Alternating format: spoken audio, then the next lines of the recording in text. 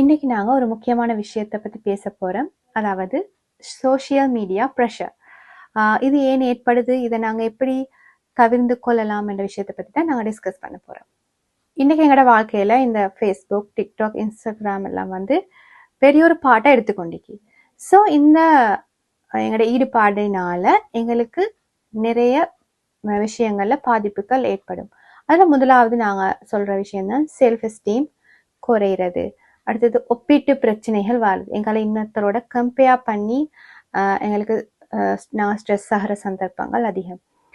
அடுத்தது family problems இதால வரும். பிழையான எதிர்பார்ப்புகள்,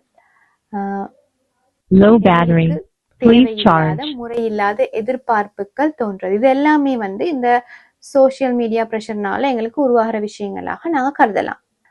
ஸோ இந்த சோஷியல் மீடியா ப்ரெஷர் எப்படி உருவாகுதுன்றதை பார்ப்போம்.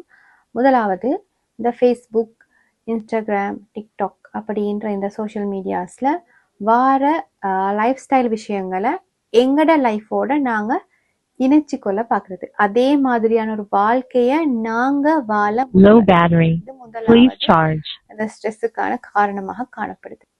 அதே மாதிரி இந்த செலிபிரிட்டிஸ் அப்படிலாட்டி எங்களுக்கு தெரிஞ்ச ஒரு நபர் சோஷியல் மீடியாவில் வார நேரம் அவங்களையும் எங்களையும் நாங்கள் ஒப்பிட்டு எங்கள் நடவடிக்கைகளை நாங்கள் மேற்கொள்றது.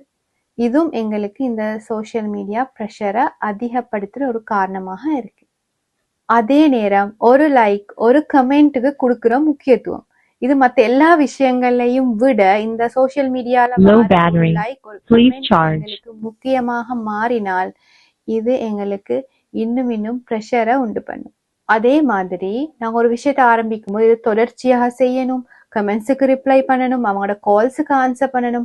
அப்படி அந்த நிலைமைகள் வரும்போதும் கூட எங்களுக்கு இந்த சோஷியல் மீடியாவோட ப்ரெஷர் அதிகமாக ஸ்ட்ரெஸ் லெவல் கூடக்கூடிய சந்தர்ப்பங்கள் காணப்படுது. ஸோ நாங்கள் ஏற்கனவே சொன்ன மாதிரி இதால் எங்களுக்கு ஆன்சைட்டி, செல்ஃப் கான்ஃபிடென்ட் இல்லாமல் போகிறது, ஓவர் திங்கிங், ரிலேஷன்ஷிப்புக்குள்ள பிரச்சனை, ஸ்ட்ரெஸ், இது எல்லாமே ஒட்டுமொத்தமாக சேர்ந்து எங்களுக்கு இந்த சோஷியல் மீடியா ப்ரெஷருக்குள்ள உள்ளடக்கக்கூடியதாக இருக்கும். ஸோ நாங்கள் இதை எப்படி இல்லாமலாக்குறதுன்றதை பற்றி பார்ப்போம். இதில் முதலாவது நாங்கள் கன்சிடர் பண்ண வேண்டிய விஷயம், சோஷியல் மீடியான்றது வேற, லைஃப் என்றது வேற. லைஃப்ல ஒரு பார்ட் தான் சோஷியல் மீடியா, சோஷியல் மீடியா தான் லைஃப் இல்லைன்றதை நாங்கள் ஐடென்டிஃபை பண்ணிக்கணும். ரெண்டாவது நாங்கள் செய்ய வேண்டிய வேலை, ஒரு லிமிட்டுக்குள்ள இந்த சோஷியல் மீடியா யூஸ் பண்றதை நாங்கள் வச்சுக்கணும். எங்களுக்கு ஒரு டைம் செட்டப்பை நாங்கள் உருவாக்கி அதுக்குள்ளுக்கு நாங்கள் இவ்வளோ நேரம் தான் இந்த ஸ்க்ரீன் டைம் நாங்கள் யூஸ் பண்ணுவோம். ஸோ இந்த இந்த இந்த சோஷியல் மீடியா நாங்கள் யூஸ் பண்ணுறோமா, இப்போ நாங்கள் ஒரு 5 சோஷியல் மீடியா யூஸ் பண்ணுறோமா இருந்தால் அந்த 5க்குமான டைம் செட்டப்பை நாங்கள் செட் பண்ணி அதுக்குள்ள மாத்திரம் நாங்கள் இந்த சோஷியல் மீடியாவை யூஸ் பண்ணுற நபர்களாக இருக்க வேண்டும்.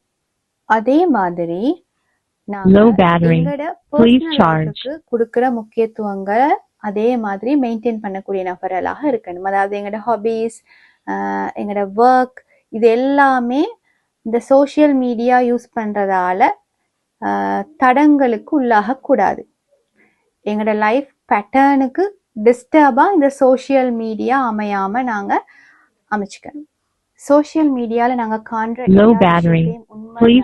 அவற்றை எங்களோட லைஃபுக்குள்ள எடுத்துட்டு வராம உண்மை நிலையை கண்டறிஞ்சு செயற்படுத்துற நபர்களாக நாங்க காணப்படணும்.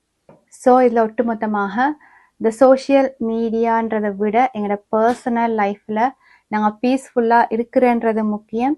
ஸோ ப்ரியாரிட்டிஸ் எதுக்கு கொடுக்கணும், எந்த அளவுக்கு கொடுக்கணும் அண்ட் கிளாரிட்டி எங்களுக்கு இருந்தால் நாங்கள் சரியான முறையில் எங்களோட லைஃப்பை அமைச்சு கொள்ளக்கூடிய நிலை காணப்படும்.